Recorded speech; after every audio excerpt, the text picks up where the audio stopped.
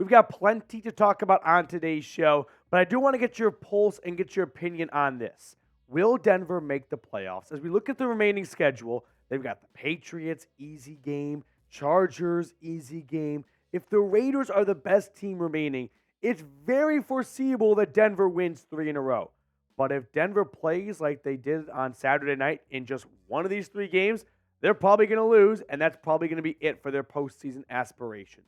So let me know, will the Broncos make the playoffs? Get down in the comment section. Drop a Y for yes or N for no if you think Denver is going to make the postseason this year.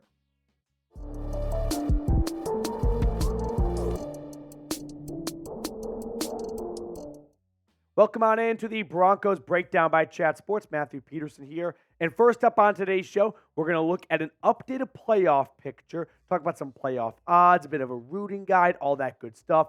And then later on, we're going to talk about one of the bigger stories in Denver, if not the biggest story, and that is Sean Payton and his sideline interaction with Russell Wilson during Saturday night's loss. But let's start by looking at a half-glass full story here, and that is the AFC playoff picture with the Broncos sitting at the 11th spot right now. They are a full game back from the Bengals and the Colts, who are 8-6 and currently occupy the last 2 spots in the wild card race of the AFC. So right now, Denver behind Pittsburgh at 7-7, who has the tiebreaker over the Broncos, and then the Texans, who have the tiebreaker over the Broncos, but the Bills, who the Broncos have the tiebreaker over, are ahead of them. So it's pretty jumbled up right now, and there's still a lot of football to be played, but we are starting to run out of games. And I want to look at the AFC wildcard hunters, because I think these 8 teams are your final 8 candidates for 3 to 4 spots. I included all 3 of the contending AFC South teams because they're all the same 8-6. One of them is going to win the division, and there's a pretty good chance another one takes a wild card spot. Now, the Browns at 9-5, I wouldn't say have the number 5 seed sewed up, but they definitely seem to have a good stranglehold on one of the 3 wild card spots. In fact, there are 8 teams right now between 7 and 9 wins. Last year, for what it's worth, there were only 5 teams after week 15 that had 7 or 8 wins. So it's a lot closer of a race this year with a lot more mid teams in the mix right now. Now, Denver's current playoff odds look like this. 21% chance according to the New York Times. If they win out and finish 10-7, 77% chance. If they go just 2-1, finish 9-8, 8% chance. So unfortunately, I thought 9 wins would be enough to get you in. That was enough for 5 of the 6 previous wild card teams to make it in under the 17 playoff format. But this year, I mean, there are 9 teams jumbled up, whereas last year at this point, there were only 5 teams. We've nearly doubled the pool for wild card contending teams. I don't think 9's going to do it. Denver's going to have to win out. So, with that being said, we looked at the schedule. Patriots, Chargers, Raiders. I mean, the Raiders scored 0 points 2 weeks ago. The Chargers just gave up 60 points. And the Patriots are the worst of all 3 teams. So it seems pretty foreseeable that Denver could win all 3 games.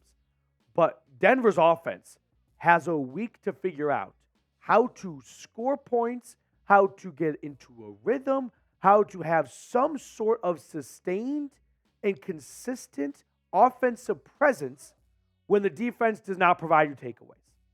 In the last couple of weeks, there have been 2 games where Denver's defense did not give the offense the ball back. That was the Texans game, and that was the Lions game. Both games were losses for Denver. And in both games, the offense just looked like they were just grasping for air for long stretches. And when they weren't grasping for air, it's because they said, F it. Let's throw it down to Cortland Sutton. He's down there somewhere. Well, evidently, Detroit watched some film and they realized if we remove the F it, Cortland Sutton play is down there somewhere, it might be a little bit difficult for them to move the ball down on us over 4 quarters. Ultimately, I think Denver is going to win their next 2 games. The Patriots suck. It's at home. Bill Belichick should never be counted against, but I do think Denver is the better team, and I do think they do take care of business there. Then they go and play the Chargers at home again. The Chargers are probably going to get that interim head coach boost that everyone gets after they fire their head coach. And if you don't believe me, Go look and see what happened to the Broncos last year after they fired Nathaniel Hackett. They were better without him. So don't think that firing Brandon Staley actually helps Denver. That might actually impact or worsen Denver's chances of winning that game. But I think they can take care of business there. And then it comes down to the Raiders, a team that you have not beaten since they moved to Las Vegas. The last time the Broncos beat the Raiders, Raiders players were also paying for soda with the Oakland Athletics players at the Coliseum. So it's been a long time since Denver has taken care of business against the Raiders, and we'll cross that bridge when we get there. Now, next up on the show, Sean Payton. Is he beefing? Is he feuding with Russell Wilson? Is there going to be a divorce after this year? We're going to talk about all that stuff in just a moment. But support for today's show comes in from Prize Picks. Now, if you're not familiar with Prize Picks is the best way to play daily fantasy sports. The way it works is you pick more or less on 2 to 6 player stat projections. Now, the more players you select, the more potential winnings could be had. So if you select up to 6 players and correctly predict more or less on their projected stats, well, you're going to win up to 25 times your money. Now, Prize Picks has an awesome deal for Monday Night Football I don't want you guys to miss. You can get $5 added to your account for every field goal in the Seahawks and Eagles game this Monday night. So go over to Prize Picks right now, sign up at prizepicks.com, and use promo code prizepicks.com/CLNS, and then use that promo code CLNS to get a first-time deposit match up to $100. The link is in the comments and description of today's video. But once again, that's prizepicks.com/CLNS, and use code CLNS to get that deposit match up to $100. Prize Picks, daily fantasy sports made easy. Now let's talk about this, because that was something. I mean, that was get your popcorn ready kind of moment here. So if you didn't watch Saturday night's game, here's the Spark Notes.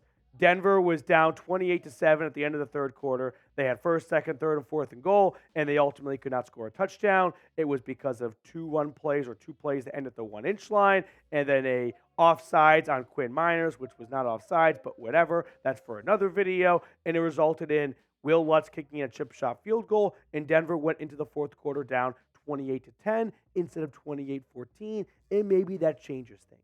Now, Sean Payton was asked about this screaming match that took place on the sideline and the whole sequence of events after the game.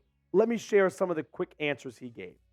On if he wanted Broncos quarterback Russell Wilson to wait before running a play so he could potentially challenge the spot at the goal line. This was on the fourth and goal situation.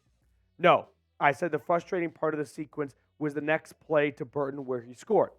On being animated on the sideline to the officials after the offensive offsides penalty call. I was upset about the call. That's all. Simple. That's it. On it looking like he yelled at Broncos QB Russell Wilson on the sidelines after the offensive offsides penalty. No, I was upset at the call. On losing momentum after the 40-yard completion on their opening drive. Listen, it was a difficult night like you said. It was just one of those moments. And finally, on if he was yelling at Broncos QB Russell Wilson about the offensive offsides penalty. Listen, what I talk about with Russell about is none of your business.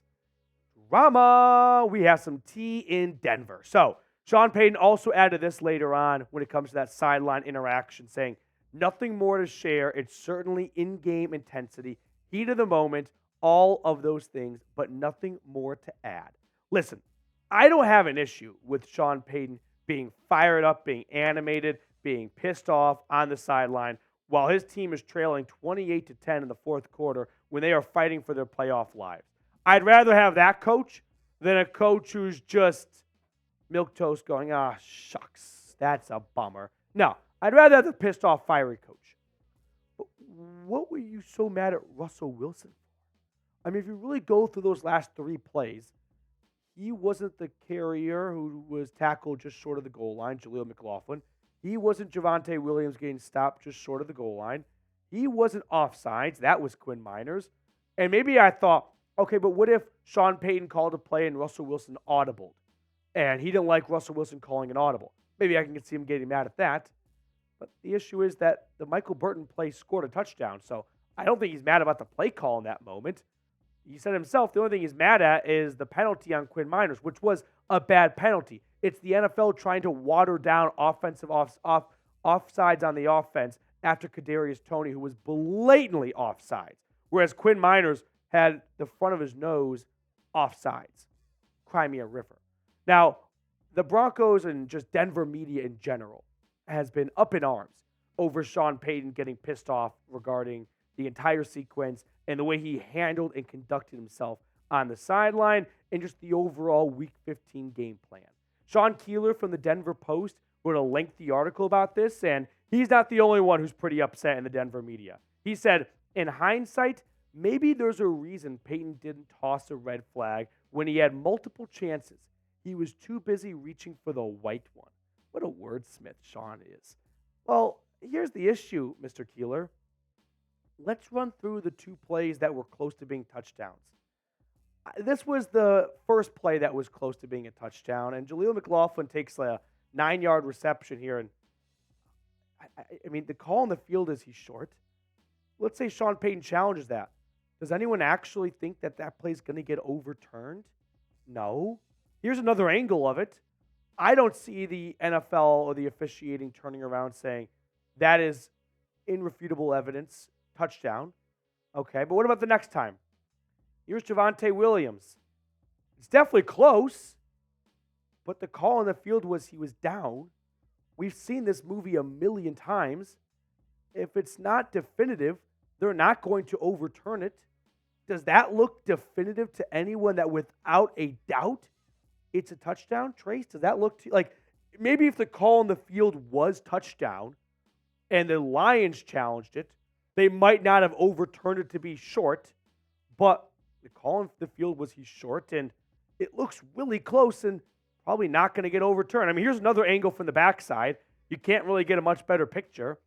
So if you're mad at Sean Payton for not challenging those plays, I think you're just mad. I don't think Sean Payton made a bad decision here by not challenging them.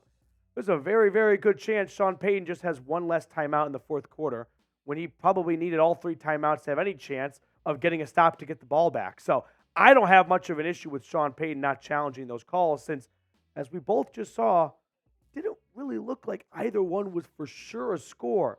Maybe you might think it's a score, but again, it's not what you and I think. It's the officials think that there is without a doubt that that is a touchdown. And neither angle that I just saw proved that without a doubt Denver scored a touchdown on either play. So ultimately, do you care about Payton yelling at Russell Wilson, or is this just one of those non-stories and people are looking for something to talk about? Move on, get on with your life. Or, hey, is there something to your head coach should not be screaming his head off at the starting quarterback? Probably a little bit of truth on both sides. Let me know. C for care, D for don't care. For me, I'll kind of end with this here. Russ looked legit shell-shocked. I mean, getting yelled at is never fun by your boss, by your dad, by anyone. But Russ looked like he was being coached in a way he had never been coached before. And it's starting to shape up to be a real competition in 2024 for the starting QB job. Like, when the Denver Broncos were in the midst of a 5-game winning streak, I was one of the few people who said, unpopular opinion, this is fun and all, but Russell Wilson's throwing for 195 yards. A lot of quarterbacks could do that. We need to see improvement. Winning's nice, but you can't bank on 5 takeaways from your defense every week to help you win. You're going to need your quarterback to play a little bit better. Here we are. And 2 out of the last 4 games, Denver's defense has provided 0 takeaways, which you can't ask them to get takeaways every single week. That's unrealistic. And the offense has nothing to show for. So I think we're going to see a much bigger competition next year at the quarterback position compared to this past offseason with Jarrett Stidham coming in and Ben DiNucci to compete with Russell Wilson for the starting job.